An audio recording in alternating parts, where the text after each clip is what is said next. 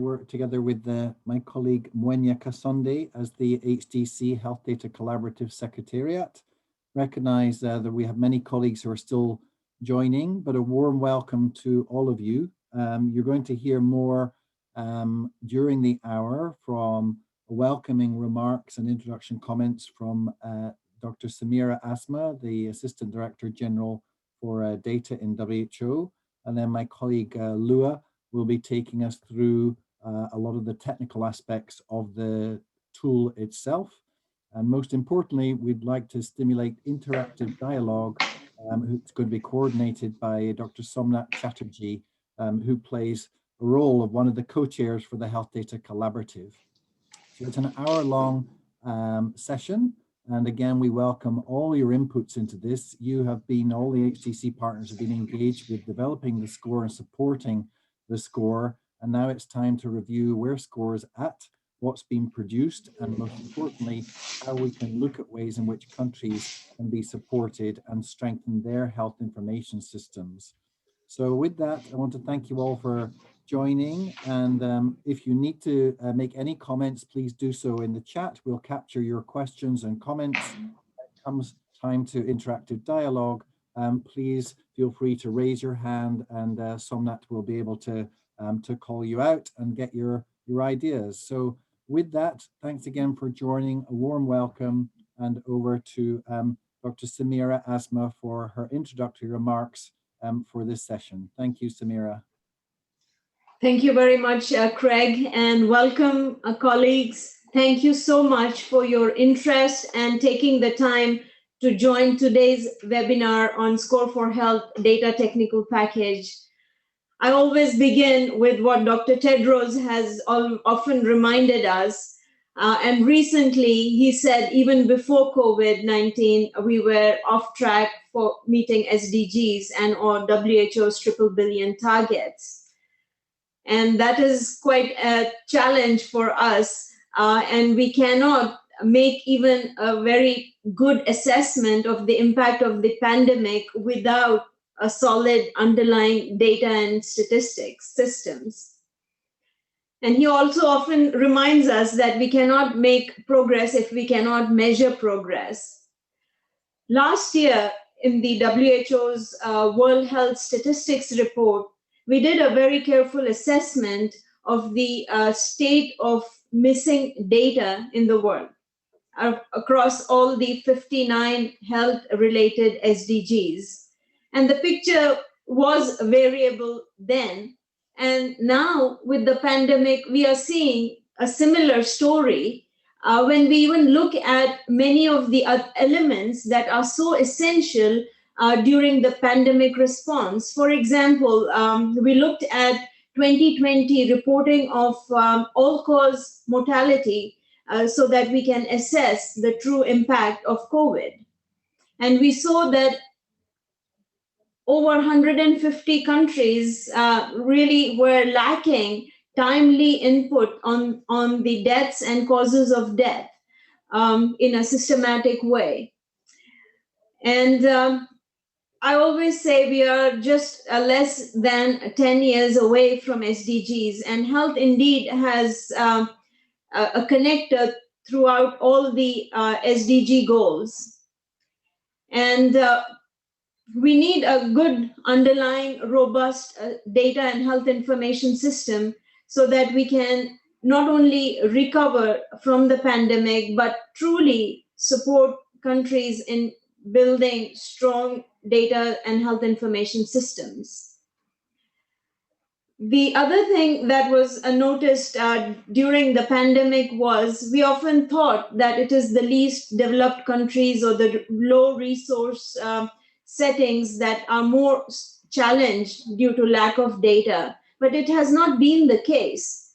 And the next slide you will see is a newspaper article from Texas, where even the reports were being transmitted using fax machines. I'm sure many countries or many of the colleagues might use fax machines, but they are becoming obsolete. And clearly, fax machines are not a good way during an emergency, a pandemic response.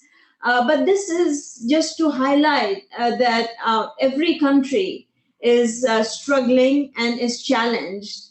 The good news is that there are solutions out there.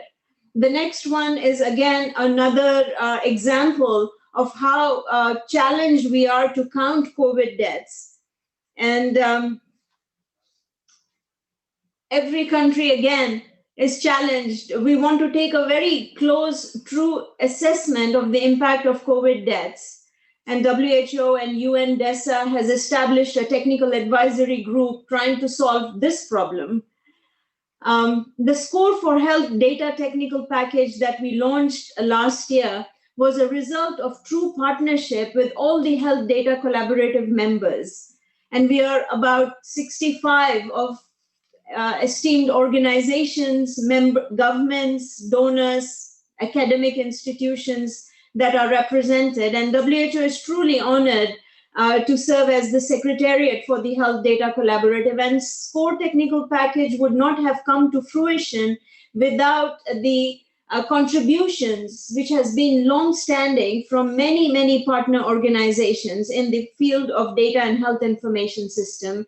And this year, we launched the assessment, the first ever assessment of countries' health information systems. So now I think we have the solutions and we know the challenges, and we are addressing the pandemic. And we already know that we truly need, as we even roll out the vaccination, very strong underlying routine health information systems, strong facility assessments, so that we truly can quickly, in a year's time, say that we have addressed the data gaps and addressed the inequalities. So you're here for a treat. My colleague Luhua will walk us through the key findings from the report. And we look forward to your input as to how we can operationalize and really move together forward in supporting our countries, which is our common goal. So over to Luhua. Thank you again for joining. Thanks, Samira. Good afternoon. My name is Luhua Zhao. I'm the focal point for SCORE project. I'm delighted to talk about some key data gaps we identified using SCORE data and the proposed solutions. SCORE for Health Data Technical Package is a one-stop solution for tools, intervention, and assessment to strengthen country health information systems. It covers 5 strategic areas of a well-functioning health information system. It can help guide investment in the areas that have the greatest impact and track the progress towards SDG and the triple billion targets. SCORE is actually very closely related to HDC. It was conceptualized based on HDC partners' discussion, and we received a lot of support from HDC partners for its development. The SCORE Global Report was released a few weeks ago. It is the first ever assessment of global health information system, covering 87% of the world population. We conducted desk review for about 190 member states of WHO, and 133 were able to validate or approve their data for us to use, and hence were included in the global report.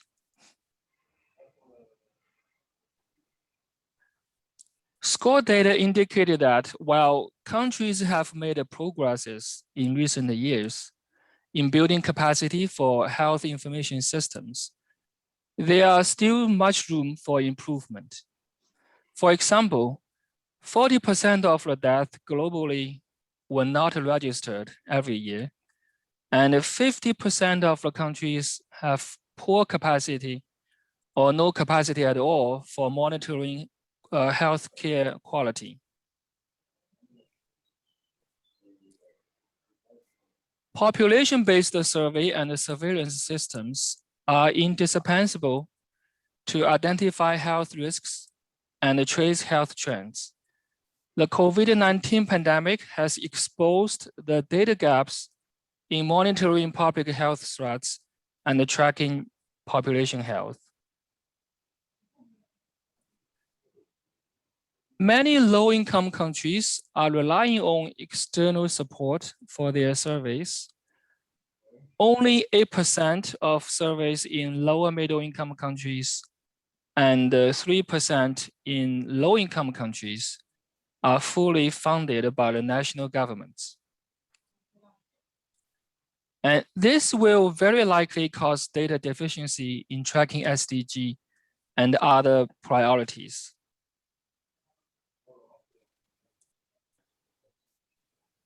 The current pandemic also highlighted the importance of identifying public health threats. SCORE reviewed the country's capacity using data from international health regulation reports before the pandemic started. The results show that only 27% of the countries have sustainable or excellent capacity to survey public health threats. Now we know very clear that is far from being sufficient. A well-functioning CRVS system is critical. Accurate birth and death registration provide essential data for service planning and resource allocation. Since last year, there have been many reports that governments around the globe were often not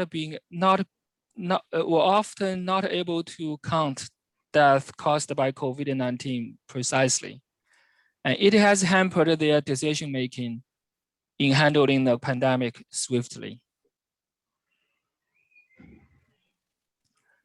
And SCORE data show that 44% of the countries have only poor capacity or no capacity at all in counting birth, death, and report causes of death.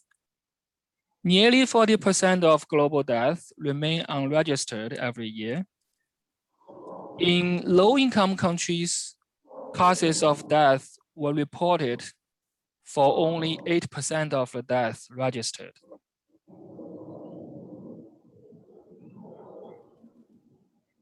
Health service data are essential for patient monitoring, facility management, and evaluating service delivery. As countries are rolling out vaccination programs in a massive scale, it is even more urgent to collect health service data to ensure the vaccines are delivered to the targeted population timely and adequately. Universal health care and global health security are only possible when everyone has access to skilled health workers. There has been many reports globally regarding the challenges health workers face during this pandemic. Without adequate data, we won't be able to address these issues timely and sufficiently. SCORE evaluated the density and the distribution for 5 most common health occupations. It shows that for all 5 occupations combined, only 55% of the countries have data disaggregated by subnational units. And this number is even lower by public and the private sector at only 34%. This would limit development of effective plans and policies towards health workers.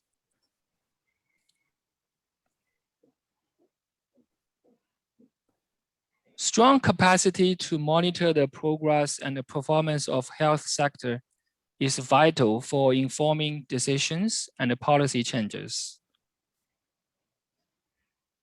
While most countries regularly release reviews of their health sector, these reports often lack data disaggregation. For example, only 56% of the countries publish reports with inequality data by sex. And similarly, only 38% publish data by socioeconomic status, and 40% by subnational ranking.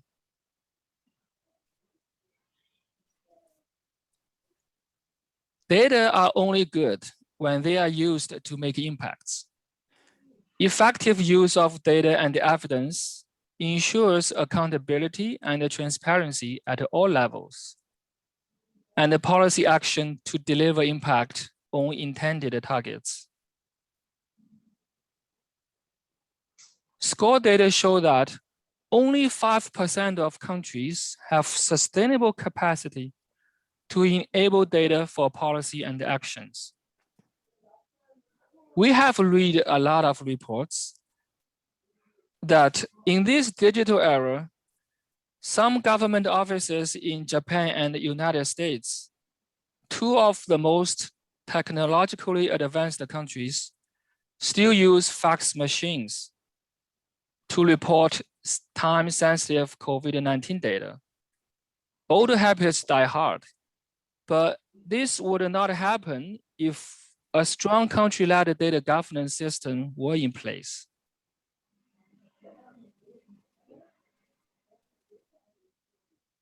SCORE produces country summary for each participating country. It is a very useful tool to understand the health information system in that country. It presents an overview of the country health information system, highlighting both strength and weakness. It also provides information on data availability for 54 SDG indicators. For example, Botswana is stronger in surveying capacity, even though the overall capacity is underdeveloped. A quick check on the SDG indicators show that Botswana only has data for 50% of the SDG indicators in the last 5 years. And based on the information we are seeing, I think one can reasonably say investment on surveying capacity in Botswana may not be the top priority. Here is another example from Nepal. Nepal has good capacity on 3 interventions, S, O, and R, but was weaker on intervention C and E. In addition, Nepal has data for 75% of the SDG indicators. A closer look at the indicators suggested that Nepal has no data for many of the mortality-related indicators, another strong evidence of poor CRVS system. So this information provides a clear message that more should be invested to enhance CRVS in Nepal to improve the overall health data system.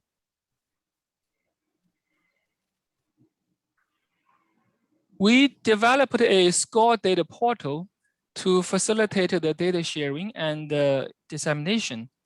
It provides multiple angles to explore the SCORE data.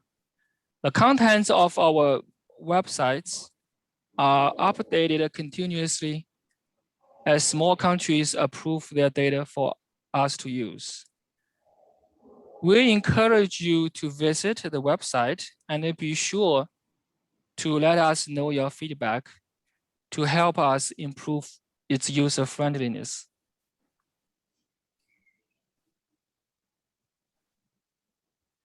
When we strategize to operationalize the SCORE interventions, we see challenges or bottlenecks. To overcome these bottlenecks, we propose a solution for each of them. For example, intervention S, one challenge is that the current survey systems are time-consuming, expensive, not frequent enough, and not covering all SDG indicators. So our solution is to promote the World Health Survey Plus, a data collection platform to fill the data gaps.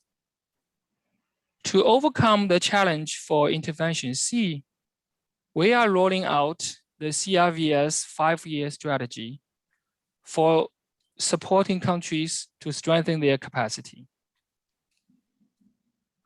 Of course, I think, solutions should be discussed together with partners collectively.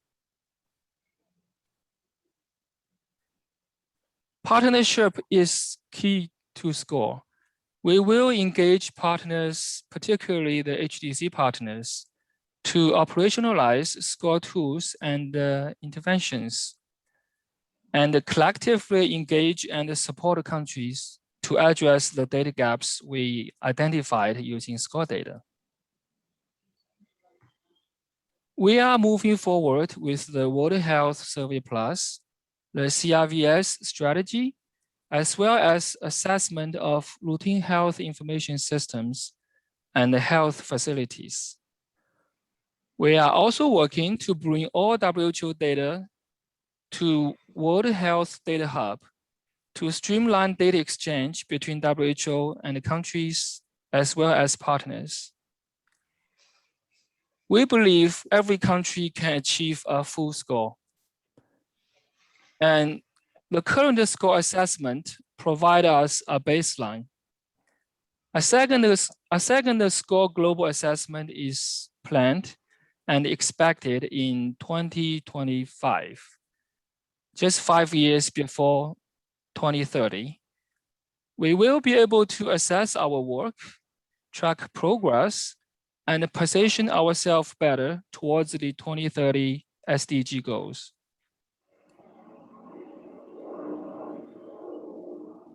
Partnership is key for SCORE's success. We look forward to your feedback and are keen to work with you to support countries together. Feel free to contact us if we can help in any way. Thank you very much. And here are some additional resources. If you have further questions, feel free to send us an email. Thank you. Back to you, Monia, Craig. Thank you, Lua. So we don't have any questions yet, but basically this is a session that will be facilitated by Somnat. So I'm going to hand over to Somnat for words of introduction and then facilitating your comments and feedback on what you've heard. Over to you, Somnat. Thank you. Thanks very much, Craig, and thanks, Lua and Samira, for your comments and presentation. I think, as Lua mentioned, the SCORE assessment is only the beginning. It does highlight some critical data gaps in country data and health information systems. And there are two things I think we need to do as partners in this collaborative. One is to take this assessment as we go to work in countries and see what are the critical data gaps in a country and how we, as partners working in that country, can collectively use the global goods that are being produced by the Health Data Collaborative and support the country to fill these critical data gaps and actually to track over time to see whether our interventions are actually making the difference we want, both in terms of filling these data gaps as well as ultimately to improve the health of the populations. The other thing we need to do with your support moving forward, as Lua said, for you to critically review not just the results, because these are essentially desk reviews followed by, key informant reviews of that desk review. And it could well be that, there is some element of bias in what we are seeing. So it would be good for all of us who are working in countries to be critical about these reports and really see, what the ground reality is, as well as to look at the instrument itself and give your feedback as we make progress in this for sort of SCORE 2.0. So I'll open the floor for your comments. Please do feel free to either just unmute yourself or raise your hand, because at the end of the day, I think it is the Health Data Collaborative which is going to make the difference on the ground. So thank you very much, and over to all of you for your feedback.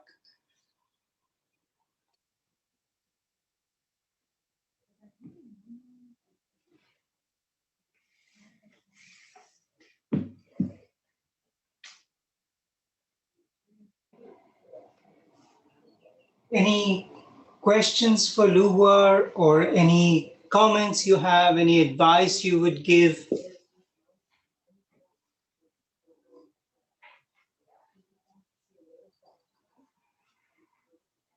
Craig, this is normally not a shy crowd, so I'm wondering, why are people silent?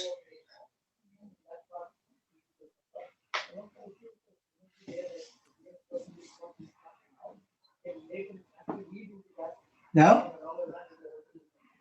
Hi, this is Mark Dezelia from the PEPFAR program. I raised my hand, but may not have seen it. Can you hear me? I didn't see this, sorry.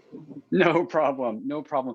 Just very briefly, thank you so much for the presentation today, to the entire WHO team for pulling these resources together. I completely agree with all of the remarks around needing to understand the status of our systems across countries for us to tailor interventions that can be used in repeatable ways and then customized for those country contexts. And methodologies, frameworks like this are so important for normalizing those conversations. I do know there's been a lot of interest recently in another WHO activity, the Digital Health Atlas, where we're looking, I think, a little with some more granularity about some specific information systems implementations in various countries. And I know that USAID recently invested some funds in helping to expand that. And in PEPFAR, we're looking at doing that as well this year, getting to, again, some more granularity about the specific types of information systems implementations for us to be able to see the commonalities and working with partners like those represented here to ensure we're championing frameworks, systems, standards, workforce capacitation, strategies that can be leveraged, again, in ways that are unique to countries, but also can be somewhat generalized as well. So I guess part of that was just comment, and I think this framework is great, but it would also be helpful just if there is any thinking about how that part of WHO and the Digital Health Atlas work can relate to this work within SCORE methodology. Thanks so much, over. Thanks, Mark. Anyone else? Any other comments or feedback? We'll address your question about the digital health work. Hi, yes, this is Austin Davis from NORAD. I mean, it's actually adds to what Mark was saying. My question had also been along the same lines. Posted in chat was just in an earlier meeting where we were discussing SCORE, some of the work that Management Sciences for Health was doing on digital maturity scores was presented, and there was some effort to try and align the two. And so I was wondering also, so not just the alignment between SCORE and the Digital Health Atlas, but also with that maturity score work, because what SCORE is really good at doing is pointing to what the problem is, but not necessarily the pathway to addressing it. And I think some focus on or maybe you can't include it within SCORE, but some acknowledgement that once you've identified priorities, what's the pathway to addressing the priority is important, and clearly digital health is such an important issue in that regard. Thanks. Thanks, Austin. maybe we get a couple more comments before we get some responses.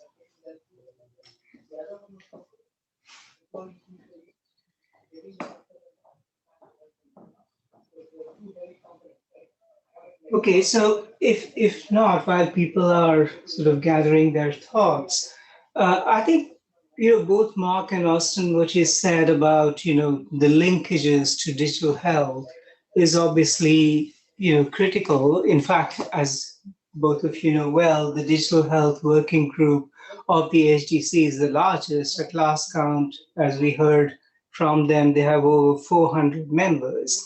And they have, developed many, global goods. And you're right that, once we identify what the critical data gaps are, the solutions, some of those solutions, I should say, will come from the global goods that the Health Data Collaborative has developed. And how do we then actually take these and implement them in countries? Now, within WHO itself, we, of course, work closely with our digital health department, as well as through the SDG Global Action Plan, the Data and Digital Health Accelerator. So I think we are trying to build these synergies. So certainly, I think when, we as partners work in countries, we have to keep this sort of whole landscape in mind and then see how best to sort of support and, provide the right solution. I don't know, Samira, if you have any responses to this? Sure, thank you.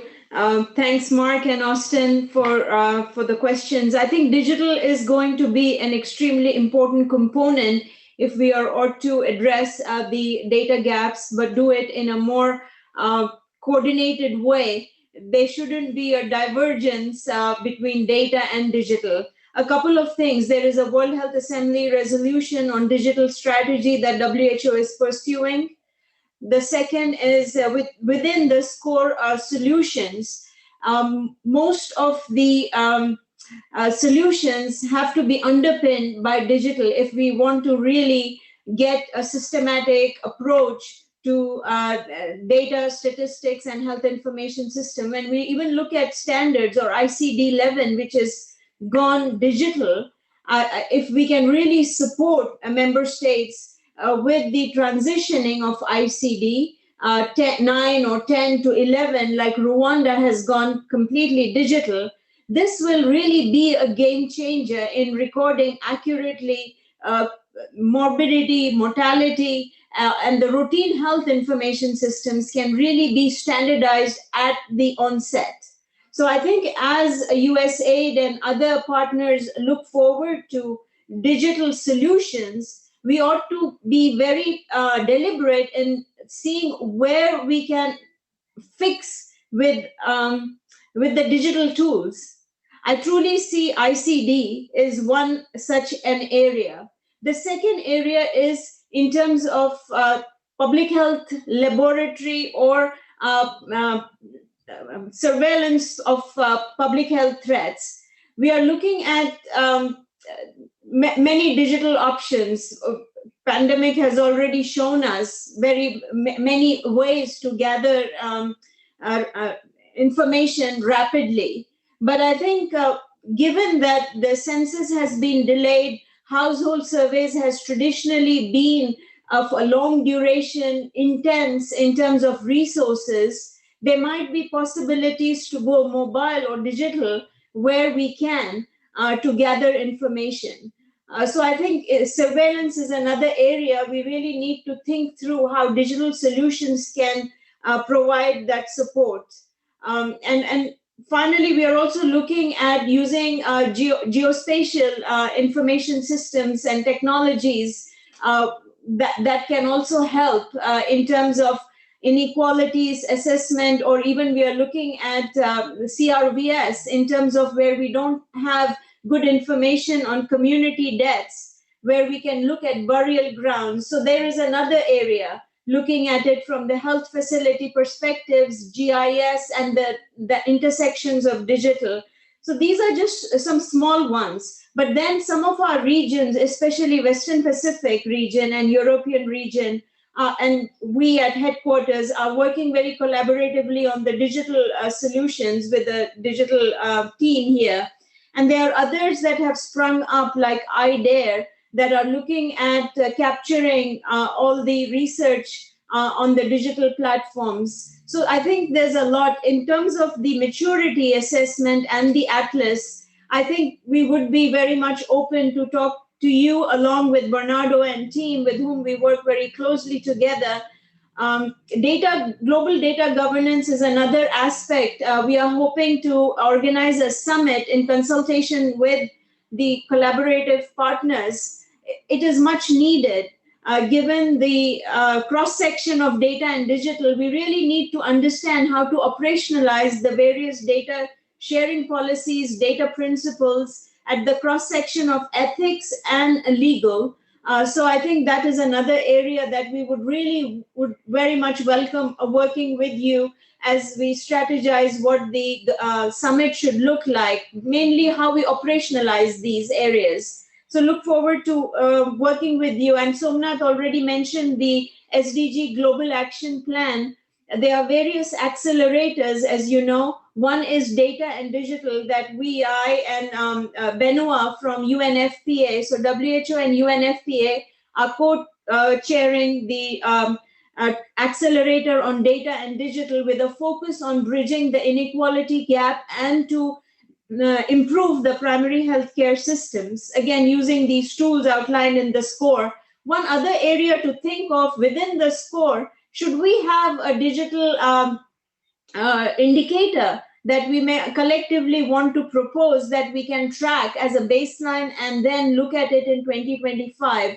That is another open idea that we would want to partner with you and discuss further. Thanks, Mira. So there were a couple of comments in the chat as well. Anis was talking about, that are there subnational assessments using the same sort of methodology? And that is certainly something we should look at, especially in large countries where sort of the responsibility for health is devolved to the subnational levels. Bill had this comment about, many countries or some countries have sample registration surveys to get fractions of cause of death and distributions. So how would that be scored within, the CRVS component? And Luha, you want to respond to that?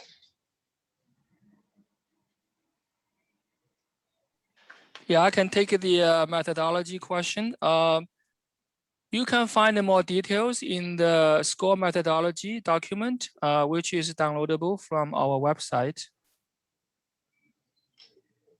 And yeah, if you have a further question, and feel free to email us, and we'll try to answer that.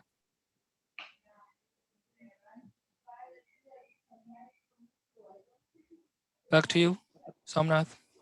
Yeah, thanks, Luha. Any other comments or questions?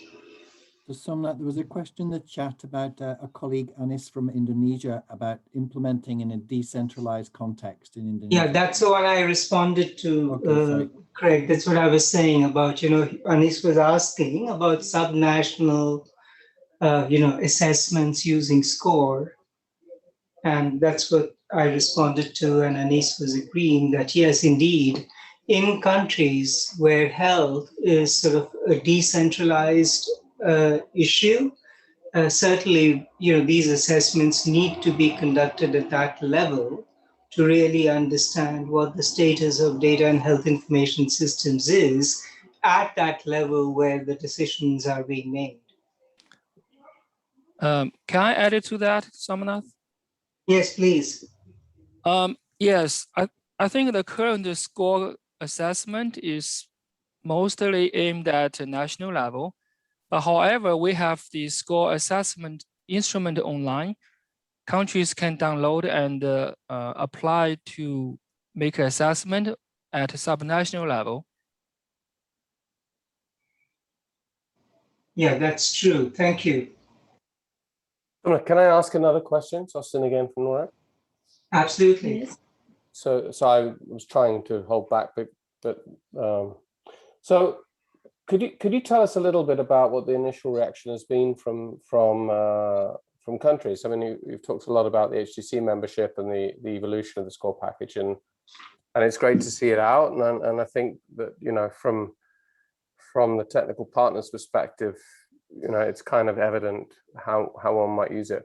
I was just wondering what your initial reaction has been from partner countries. Do they see it as useful, or is it too broad a stroke? And what are the questions they're asking from it? You know, good data engenders good questions. So what are they asking you? What's the next thing that they all want? So given this, we need to know, you know. So can you tell us a little bit about the reaction that you've had from releasing the report to partner countries? Thanks. Yeah, so I think I can sort of start, and maybe Samira can add.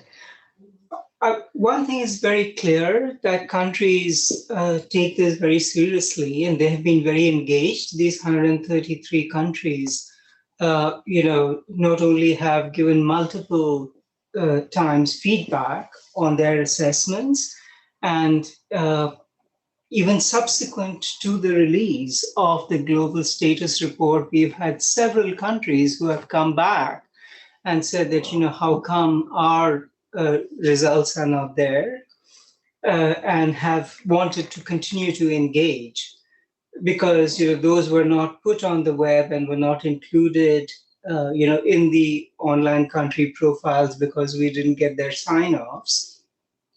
Secondly, I think countries have also, you know, voiced when they look at the score that, okay, you've given us, I mean, we have together produced this report now. So how are we, as sort of, you know, not just the Health Data Collaborative, but WHO and other partners, how are we going to support these countries now to fill those critical data gaps and their own priorities? I mean, there are countries within the Health Data Collaborative which have voiced some very clear asks and are, you know, looking forward basically to our jointly working in that country to fill these critical data gaps. So I think, and especially in the sort of COVID era, I think countries are clearly realizing the importance of having timely, reliable, and actionable data to drive impact. So I think there is certainly a window of opportunity here for us to work together in support of countries. But Samira, your thoughts? Sure, Austin. Always appreciate your very strategic questions. Gives us more time to think carefully. With regard to countries' reactions, I think right now what we did was to send this to all the WHO representatives, ministries of health. And as Somnath said, many countries who had not signed off formally on the assessments have come forward and would like to have their assessments be posted. So it has created a startup of a dialogue in the countries. And there are a few handful of countries, about 10 or 12, where assessments were not done. So and many countries have reached out wanting to do that. So that is another good indication. But it is a lot to chew on. It is quite a lot of indicators. What you saw is just a snapshot. What we see is just a release of this is not going to do the work. I think it's not only the function of the ministries of health, the national statistical agencies, the finance, the offices of the registrar general, the academia. We really need a deliberate effort to sensitize and see how each country would relate to this and see how they can prioritize. So I think that is where we are seeing the partners when we talk about Health Data Collaborative, the alignment of partners. So as we have prioritized a couple of countries within the HDC, I think it would be ideal to take SCORE and see how we can advance using these forward. The other point is there are three things that I think we are struggling with. One is data fragmentation amongst partners within countries, within WHO. The second is truly data gaps or capacity, whether it is in the collection, production, or analysis or use, and it has shown that clearly.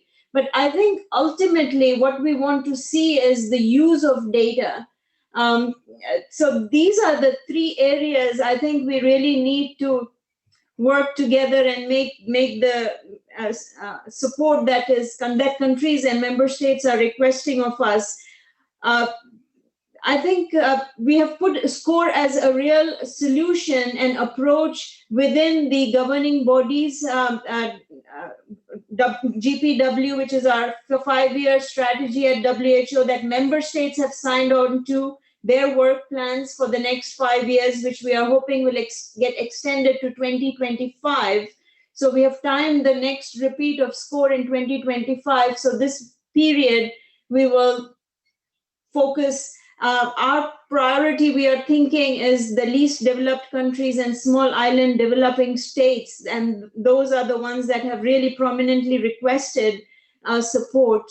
But if you have any more suggestions that we can take parts of these that are more relevant, that we can sensitize and then work together under the HDC.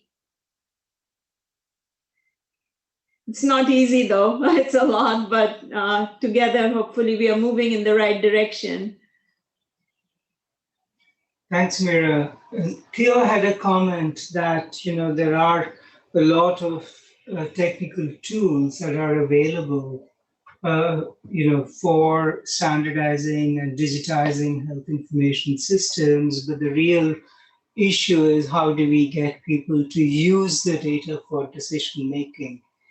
And that indeed, and the sort of the behavioral factors that ultimately actually determine the use or lack thereof of the data. So very valid point. Any other comments or questions?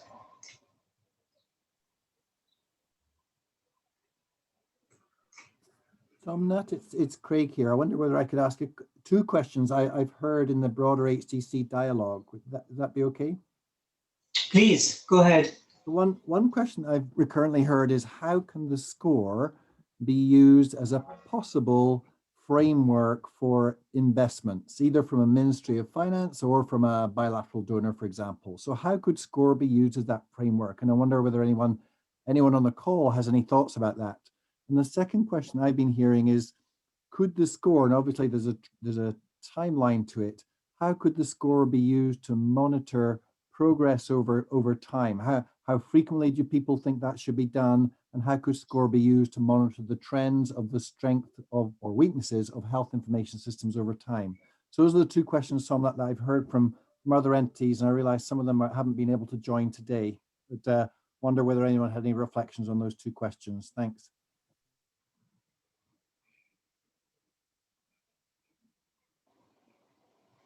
There might not be any answers to it, but it'd be useful to. Craig, this is Mark Desai from PEPFAR. Just briefly, this is a little bit outside of my lane within the program, but I would say, as has been mentioned in the chat and in discussion today, from a PEPFAR perspective, that national level view is certainly informative, and I completely agree with Theo that there's a behavioral aspect to how you, even within a program, socialize the need for some of those national level investments. But a program like PEPFAR that is so focused on those sub-national investments and the facility level implementations, I think for the SCORE methodology, again, and this is just me speculating, to be relevant as sort of an above site planning and investment tool for PEPFAR, it would need to also be informed by investments and activities at subnational and or facility levels, which alludes to the question I had initially, which was how does the SCORE methodology connect with some of that digital health atlas work, for example. Again, just my speculation. Over.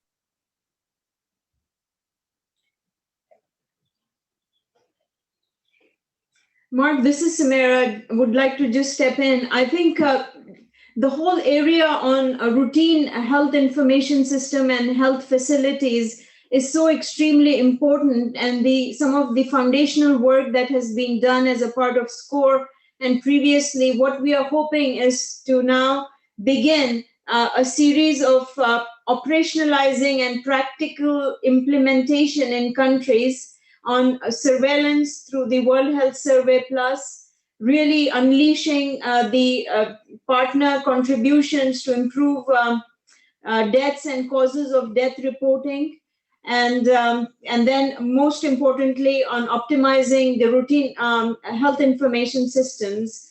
But truly the subnational at the district is going to be extremely important. That is where I think it will all simmer up at the within country, in districts or national. What we have observed and heard is that most of the countries are collecting data for the purposes of reporting to donors, rather than using data to improve the performance of the services. And I think a challenge for all of us is how we can use that. So one thing that we are actively pursuing is working with the University of Oslo with the DHIS2 platform to really streamline, standardize, and take a very close look and see how we can improve the analytical capacity as well at the district level. And I think that is where I think we haven't really put in a lot of investments. Human capacity at subnational, at district level, it won't all happen automatically. Otherwise, it will just stay at the national level, which will not be of use as we are all prioritizing inequalities, etc. So challenging questions, challenging work ahead, but I think we can take steps together. Look forward to follow-up conversations with you. And we are working closely with our HIV, AIDS, and malaria colleagues also here.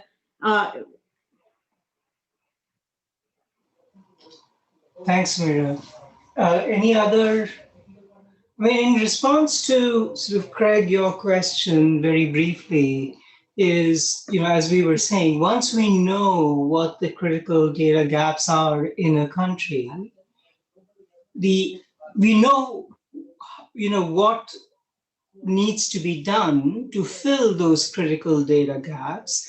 And we also know what that would cost in a country, right? So in that sense, the investment that is required in a country, not just to do this in a one-off way, but to actually create a sustainable system in the country, can be costly, right? And that is the investment that would be required if you ultimately want to create a institutionalized system for data and health information systems in countries.